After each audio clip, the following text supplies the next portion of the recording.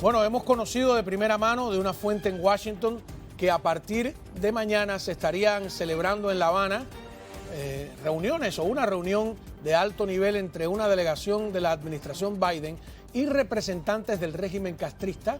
En esa delegación de alto nivel participarían funcionarios de los departamentos de Seguridad Nacional, de Justicia y de Estado, así como el FBI. Se trataría de un diálogo sobre cumplimiento de la ley y temas migratorios.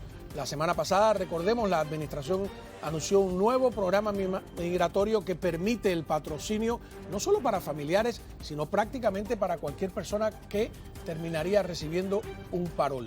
Vamos a analizarlo. Muy buenas noches a todos ustedes. Vamos a tocar el tema de lo que se supone va a pasar en La Habana y también el tema migratorio. Bienvenidos a fondo.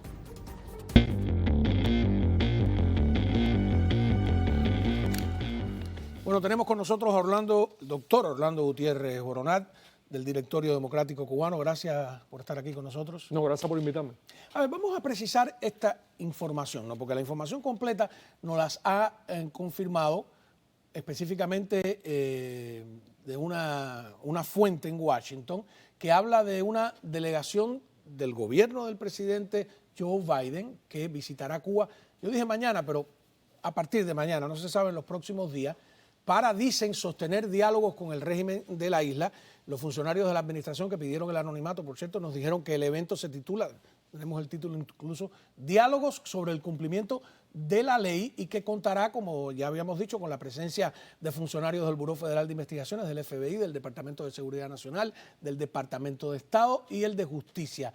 Estos funcionarios que hablaron con nosotros, recalca que este tipo de diálogos continúa a las conversaciones migratorias y a las visitas de congresistas y funcionarios a La Habana. Están diciendo que para mejorar las relaciones, recordemos, esto ya lo agregamos, que la isla exige a Washington que le excluyan de la lista de países patrocinadores del terrorismo. Con estos datos, Orlando, ¿qué está pasando? Bueno, ya el Departamento de Estado notificó oficialmente hace pocas horas que iban a tener esta reunión, así que ya es una cosa pública. Yo creo que esto es parte del acercamiento de la administración con este régimen. Creo que es un grave error. Creo que, dado lo que ha ocurrido en Cuba, lo que está ocurriendo en Cuba, dadas las alianzas internacionales de este régimen con Rusia, con China, dado el estado de la democracia en la región, lo peor que pueden hacer es estabilizar al régimen con relaciones y con acercamiento. Creo que un gran obstáculo a este acercamiento que sigue avanzando es que tenemos un Congreso republicano. Veo muy difícil que puedan levantar el embargo en el Congreso, pero hay las sanciones de Trump que ha mantenido Biden hasta ahora. Hay algunos teóricos que dicen que sí, que pueden levantar el embargo sin necesidad de aprobación del Congreso. Hay un abogado vinculado. Yo creo que ellos pueden levantar las sanciones que Trump puso. La ley de libertad cubana tendría que revocarle al Congreso una ley. Cuba recomendó incluso agujerearla. Eso sí. Hacerla inoperante. Agujerearla y buscar formas de hacerle más recursos a ellos. Eso lo puede intentar la administración. Pero el grueso de las sanciones siguen siendo ley. Es decir, uno de los grandes logros de Lincoln y de Iliana y de Bob Menéndez fue convertir al embargo en ley. Entonces, creo que sería muy difícil. Pero además, esta gente lo que están buscando es un subsidio, porque esa economía es inoperante. Y es inoperante por las decisiones de ellos mantener un comunismo primitivo, colectivista, impuesto al pueblo de Cuba. A ver, ya como nos ha sucedido antes, uno tiene algunos antecedentes. Los pasos que hemos visto dar, y yo incluyo en ellos hasta la libertad de Ana Belén Montes. Hay quien dice que no está relacionado, pero es una sospecha mía muy personal. Todos estos pasos que se están dando, incluyendo el editorial último del New York Times, indica que la administración tiene la voluntad política de repetir lo que sucedió con Obama.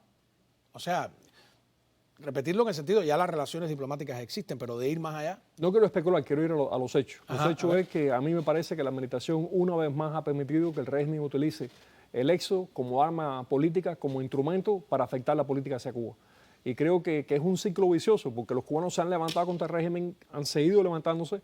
Entonces, el régimen, para quitarse presión, promueve el éxodo, y entonces la administración ante el éxodo comienza un acercamiento para acabar con el éxodo, y la señal que le manda al pueblo de Cuba es que no hay respaldo para su libertad. Es un ciclo vicioso. Hasta que no vayamos a los puntos centrales que causan el éxodo, va a continuar este ciclo vicioso y el régimen en el poder. Bueno, pero incluso antes de que se produjera este éxodo, que lo que quería señalar es que Cuba actúa como coyote. Estamos hablando de que esa salida a través de Nicaragua ha tenido un promedio de entre 10 y 15 mil dólares, depende de, hay como un vía express, casi 200.000 cubanos, estaba hablando además de 100 millones de dólares, ¿no? Mucho más que eso. Y esos 10.000 o 15.000 dólares lo está pagando gente que trabajan 2 o 3 trabajos que no descansan para poder sacar a su familia de Cuba. Es un régimen parásito que está hasta aquí nos desangra.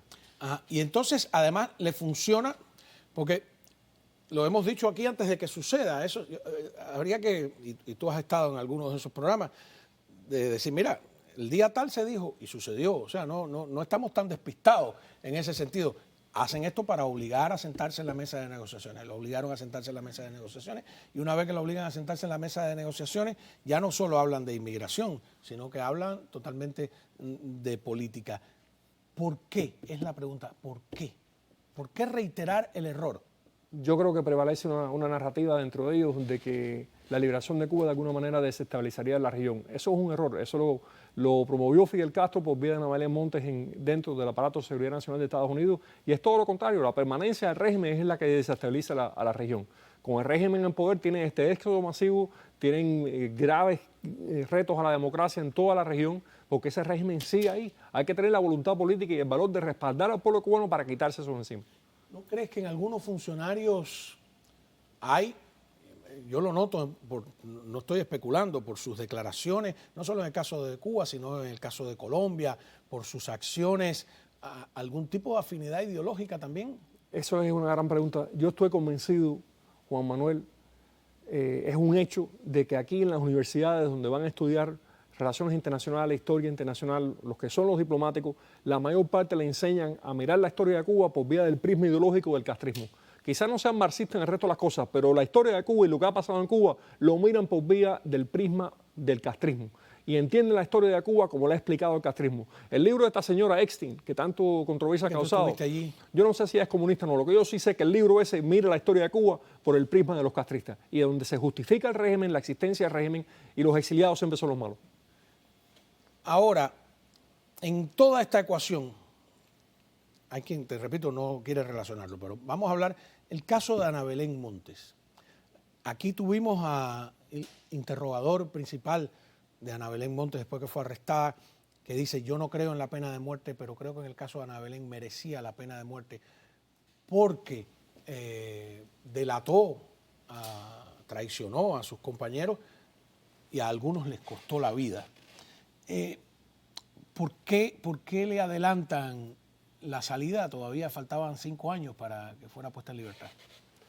Dicen ellos que por buen comportamiento, por una serie de razones legales y justificaciones. Yo me estoy leyendo ahora el libro que acaba de salir sobre Ana Belén Montes, la investigación esa, y es asqueroso, es repugnante lo que esa gente le hizo a su país. Lo que le hizo al pueblo de Cuba, porque traicionó cuanto esfuerzo hizo Estados Unidos por ayudar a ese pueblo a ser libre. Creo que el daño que ha hecho Ana Belén Montes es un daño inmenso, un daño que conlleva, ojalá que aparte del castigo que ha recibido, un castigo espiritual, porque ciertamente ayudó a las fuerzas del mal a seguir en Cuba y a consolidarse en Cuba. Es terrible lo que esa mujer hizo.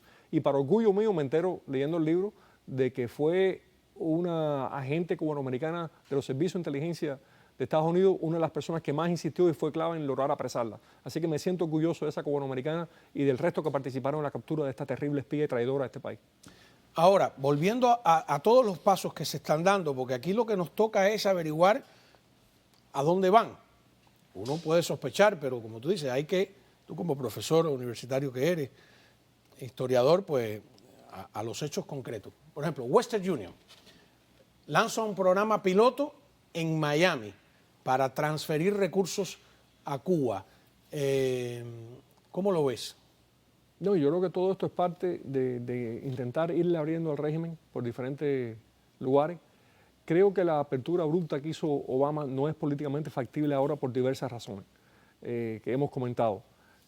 Creo que también nos ayuda el hecho de que el Congreso esté en manos republicanas y hay suficientes demócratas a favor de la ley de libertad cubana que esta no se vea revocada. pero creo que la estrategia va a ser buscar puntos de coincidencia, cómo ir agujereando las sanciones para darle oxígeno a este régimen. Y es lamentable, es muy lamentable, porque este régimen no va a abrir la economía, no va a hacer ningún cambio político trascendente mientras sienta y vea que puede chantajear y puede extorsionar a las administraciones americanas para hacer lo que el régimen quiere hacer. Este es el peor momento de este régimen. Y lamentablemente esta administración no está viviendo a la altura de lo que debía estar haciendo, en mi opinión. Ahora, tengo entendido que Manny Díaz ha renunciado como presidente en la Florida del Partido Demócrata. Y una de las cosas, aquí lo ha dicho el doctor Marcel Felipe, yo creo que en conversaciones con el propio Manny Díaz, no sé si directa o indirectamente, de que el Partido Demócrata no parece estar escuchando pues la voluntad de los votantes de Miami, y que en vez de tratar de explicarse con lógica por qué están votando de una manera, los ha colocado en un bando de enemigos, y es como lo veo yo, ¿no? ¿Es un error de los demócratas o es que no ocupamos realmente un espacio importante en la política norteamericana? Dos cosas. Como te he dicho anteriormente, tengo el mayor respeto por Manny Díaz.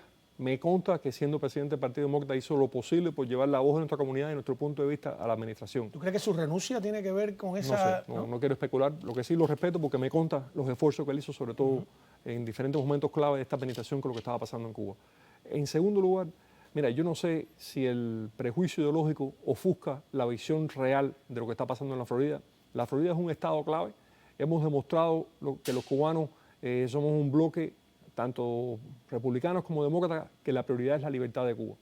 Y creo que levantar sanciones unilateralmente a este régimen sin nada a cambio es mala política, es mala para el pueblo de Cuba y es mala para los Estados Unidos.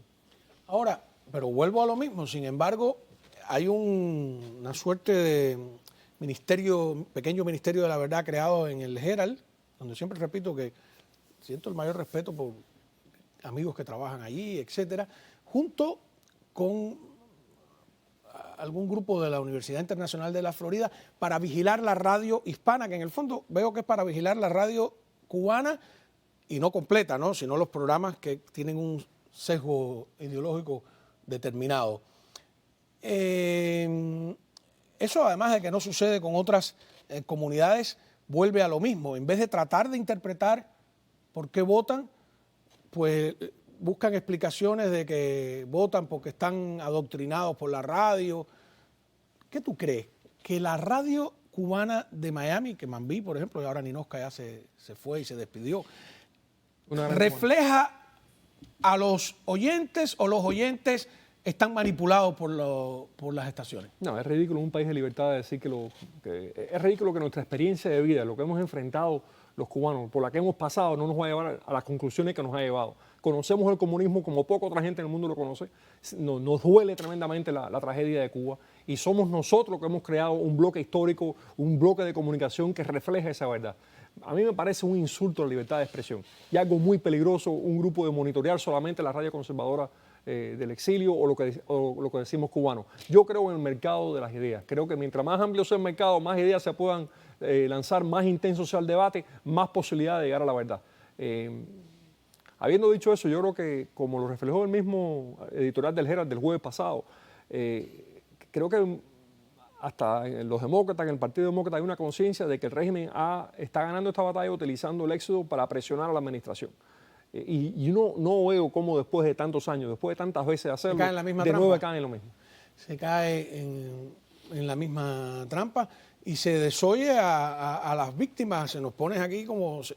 las cosas que se dicen en algunos sitios sobre la comunidad cubana, no se atreve nadie a decirlas sobre otras minorías, ¿no? Lo que dice el librito Lightstein sobre nosotros, sobre ningún otro grupo étnico se dicen ese tipo de cosas, las mentiras que dicen sobre nuestra comunidad. Pues nada, vamos a hacer un resumen de los programas en que tú has estado y otros invitados también, porque es asombroso que, contrario a la leyenda, cuando se ha dicho, oye, va a pasar esto, lamentablemente. No, tú has estado muy claro en todo. Ha pasado, ¿no? Ustedes que son... Y lamento mucho que Ninosca Pérez ya no esté en Mambí, es una voz muy alta del exilio cubano y una mujer de mucha integridad. Bueno, pero es que es otro exilio. Es un exilio dentro del exilio. Un abrazo para Ninosca, por supuesto. Vamos a una pausa.